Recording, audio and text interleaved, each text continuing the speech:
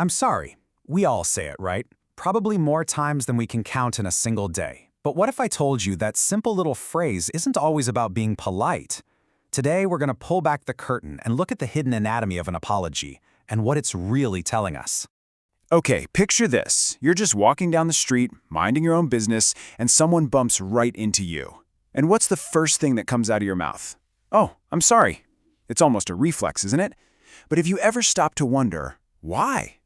What's actually going on in that split second? Now, the easy answer, the obvious one, is that we're just being polite. Keeping the peace, being a decent human. And sure, that's part of it. But that is just the tip of the iceberg. The real reasons are way deeper and honestly, a lot more primal. Yep, you heard that right. That automatic, almost throwaway apology is actually a deep-seated survival instinct. It's your brain's ancient hardware kicking into gear to handle what it sees as a social threat. And to really get how that works, we need to talk about a response you've probably never even heard of. See, that hidden response has a name. It's called the Fawning Response. And it's this super important piece of our psychological toolkit that's not designed for physical danger, but for social danger. So we all know about fight, flight, and freeze. Those are the classics, right? The go-to responses when we're facing a real physical threat. But researchers have found this fourth one, fawn.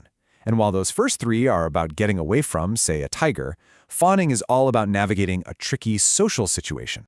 At its heart, the Fawning Response is basically a people-pleasing instinct. When your brain picks up on even the slightest chance of conflict, could be that bump on the sidewalk, could be a tense vibe in a meeting, it can trigger this automatic need to appease the other person, to just smooth things over before they even get a chance to go sideways.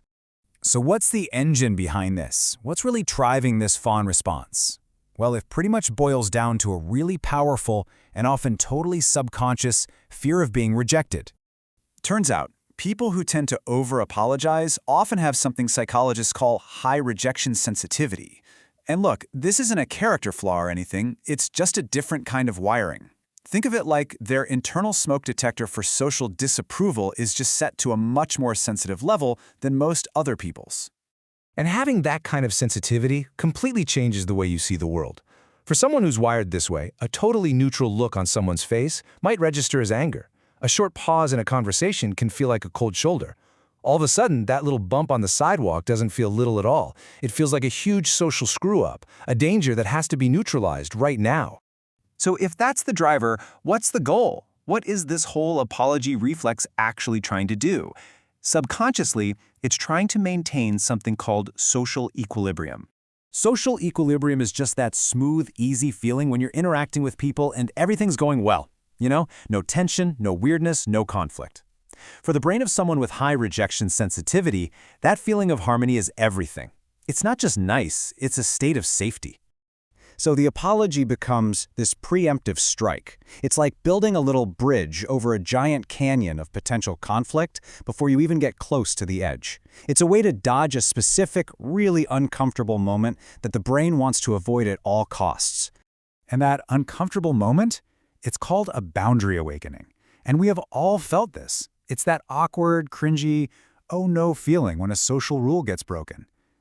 Someone stands too close, or tells a joke that bombs, or bumps into you on the street. It just shatters that nice feeling of social equilibrium in a second. And there it is. By saying sorry first, even when it's not your fault, you're subconsciously grabbing control of that boundary awakening. You're taking responsibility for it. You're instantly putting things back in order and sending a signal that says, hey, no conflict here, we're good. It's actually a ridiculously fast and effective strategy to keep everything moving along smoothly. Okay, so why does any of this matter? Why is it so important to get this? Because once you understand it, you can start to move from an unconscious reflex to a conscious reflection. It gives you the power to actually understand your own behavior, maybe for the first time. So let's just trace the whole process from start to finish. It all begins with a perceived social threat, no matter how tiny. That flips the switch on your rejection sensitivity. That, in turn, engages the Fawning Response. And what's its number one tool? The automatic, I'm sorry.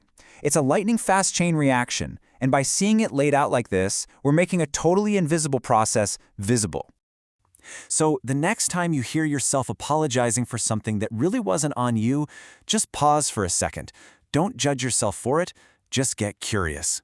Your sorry isn't just a word. It's a story about your subconscious need for safety, for harmony, for connection. And the only question left is, what's that story telling you?